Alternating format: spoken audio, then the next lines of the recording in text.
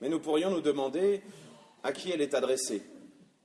Et une erreur, souvent, c'est de dire « moi, je suis comme le premier fils, j'ai entendu, j'ai dit non, et puis finalement, j'y suis allé, je suis quelqu'un de bien, au fond. » Et puis d'autres fois, on est un peu plus honnête et on dit « bah non, je suis comme l'autre, j'ai dit oui, mais j'y suis pas allé. » Et là, on pourrait commencer tout un couplet sur, vous savez, les croyants non pratiquants, ceux qui, le jour de leur baptême, ont dit oui, ou plutôt ceux dont les parents ont dit oui le jour de leur baptême, et puis qui, tout le reste de leur vie, disent non. Chaque dimanche matin, quand on les appelle à la messe, ils disent non.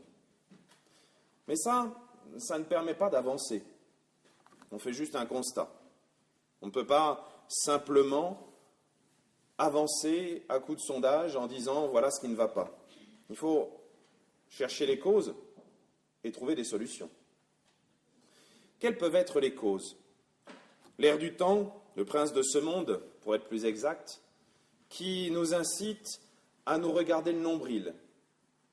Vu de l'extérieur, ça ressemble, vous savez, à cette mentalité de consommateur qui dit « le client est roi, je fais ce que je veux, je me retourne dans mon lit au lieu de me lever pour aller faire mon devoir, et puis c'est tout, c'est mon choix, tu dois le respecter. » Les parents savent bien à quel point il est difficile d'éduquer la liberté d'un enfant pour lui montrer que le matin, il doit se lever, même s'il n'a pas envie, et qu'on ne fait pas toujours ce dont on a envie, parce que justement, il y a des choses qui nous sont supérieures. Dans un sens plus profond, plus chrétien, c'est tous ces moments où nous nous prenons nous-mêmes pour Dieu. Vous allez dire, ça y est, tout de suite des gros mots. Personne ne se prend pour Dieu ici, personne ne s'est installé un piédestal pour qu'on vienne l'adorer, l'encenser, le vénérer, se mettre à genoux devant. Non.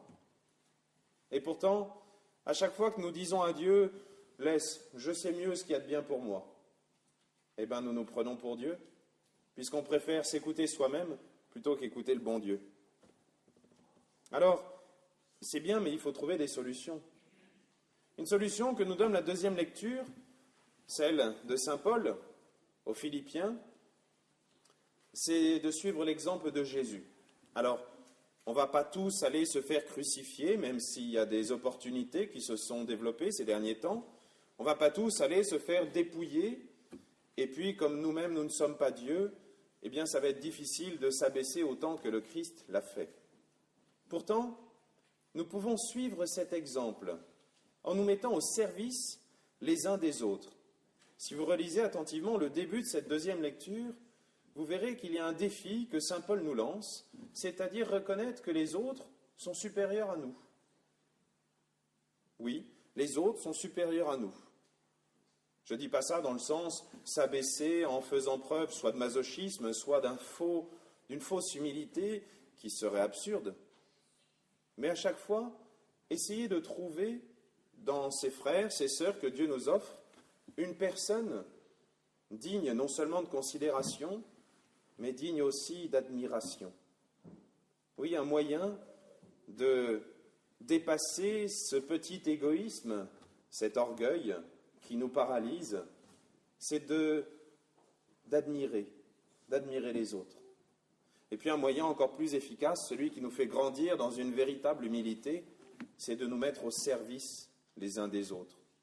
Je ne dis pas ça parce qu'il y aurait une antenne du Secours catholique à faire monter en puissance, ou parce que j'ai un service à vous demander, non. Je dis ça pour notre bien personnel. Oui, en nous mettant au service les uns des autres, nous apprenons que nous sommes aussi dignes d'éloge par ces petites choses gratuites que nous faisons. Sinon, qu'est-ce qui fait qu'une maman est un trésor aussi inestimable, alors que personne ne la paye pour ces longues heures qu'elle passe à veiller son enfant? Qu'est-ce qui fait que l'amour lui-même est quelque chose d'inestimable, alors que normalement on ne doit pas le payer? Qu'est-ce qui fait? Eh bien justement, c'est ce sens de la gratuité. Aujourd'hui, dans la même série des croyants non pratiquants, des diseux qui ne sont pas les faiseux, nous pourrions aussi mettre ce fléau qu'est l'épidémie de divorce. Oui, c'est en nous mettant au service gratuitement les uns des autres que nous apprendrons à tenir ces engagements qu'on a pris. Ce n'est pas simplement en faisant l'effort par des rodomontades, C'est pas simplement comme ça qu'on va dire « je vais réussir à le tenir, mon engagement ». C'est en se mettant simplement, gratuitement au service les uns des autres.